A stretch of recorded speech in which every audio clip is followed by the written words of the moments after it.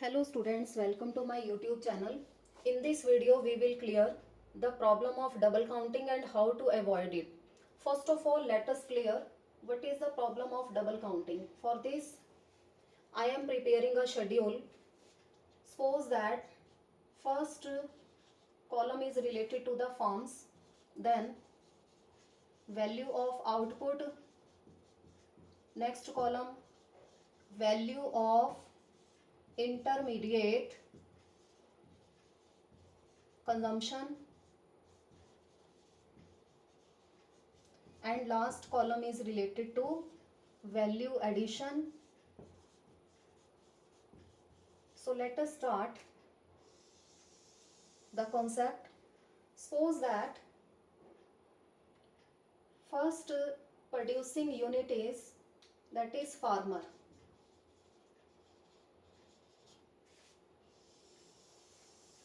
Second producing unit, farmers has produced cotton.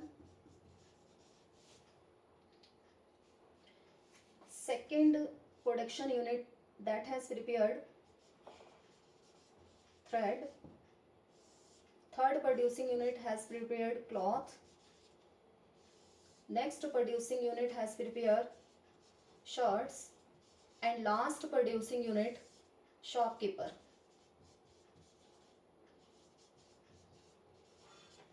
They have sold out all the shirts to the consumer, last producing unit. So there are number 1 farmer, number 2 thread mill, number 3 cloth mill, number 4 stitching of shirts, number 5 sale of shirts by the shopkeeper.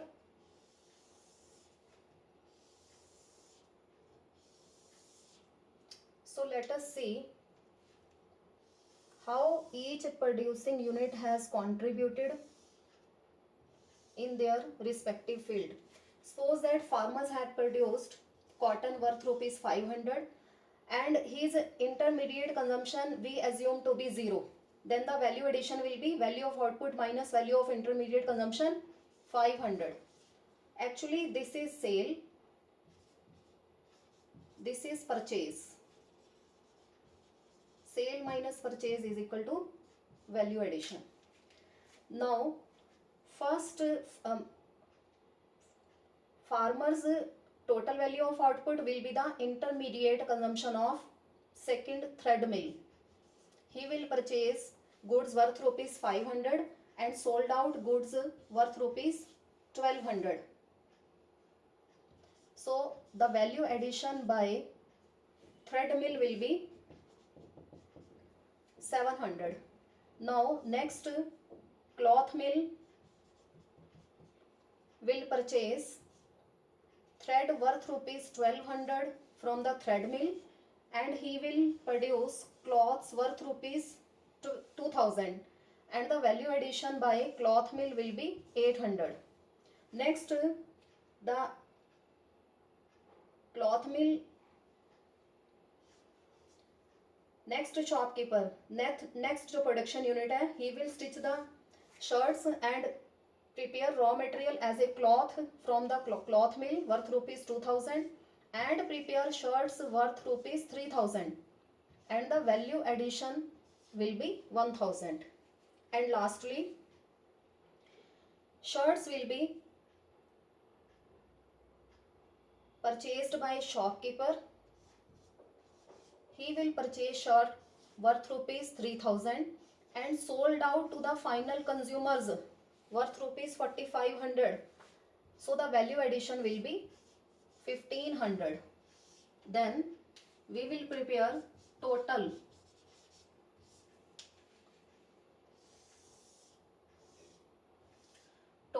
value of output, that will be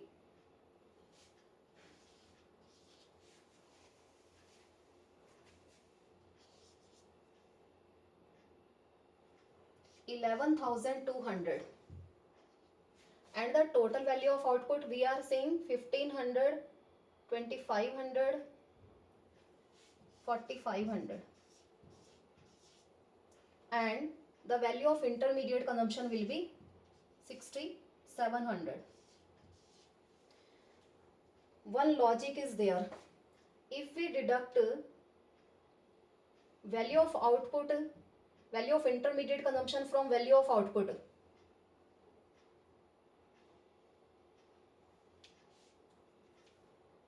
minus is equal to 4500. And if we sum up all the value addition, 500 plus 700 plus 800 plus 1000 plus 1500, that would also be 4500. So if we are deducting value of intermediate consumption from the value of output, that would be, it means our answer is correct. We have put all the values correctly. And this and use by the consumer, production of 4500, that is the final consumption by the consumer, and the value added, both will be the same. Another logic is also here. Now how we can avoid the problem of double counting? Number one, final output method. Through this method we can avoid the problem of double counting.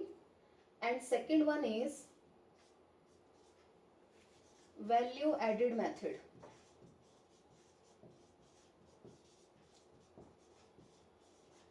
So first of all, what is final output method?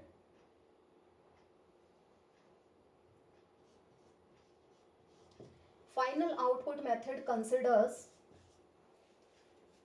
final goods and services in the estimation of GDP or national income.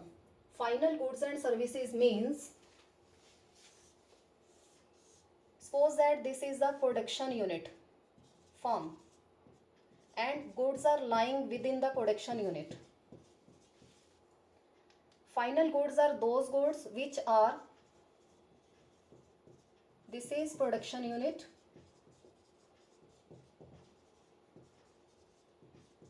and these are the goods, and these goods are outside the production units. These are to be considered as final goods. So final goods are those goods which are outside the production units, and intermediate goods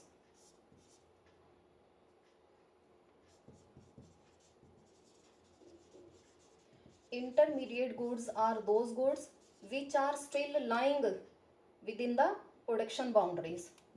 So in our final output method we have to cover up only the production of final goods. Intermediate goods will not be taken into account. Or final output method means end use of the goods. End use means lastly who will consume the goods. So shopkeeper will sell all the goods to the consumer. So here end use will be 4500 rupees. And second one is value added method. So if we are adopting value added method, then we can avoid the problem of double counting. Value added method means value added is equal to value of output minus value of intermediate consumption.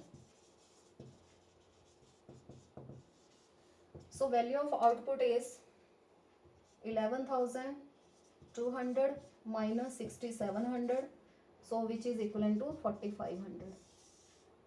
So this is also 4,500. Either we are adopting final output method, it means by the end use of the commodity, and if you are adopting value added method, that is also 4,500.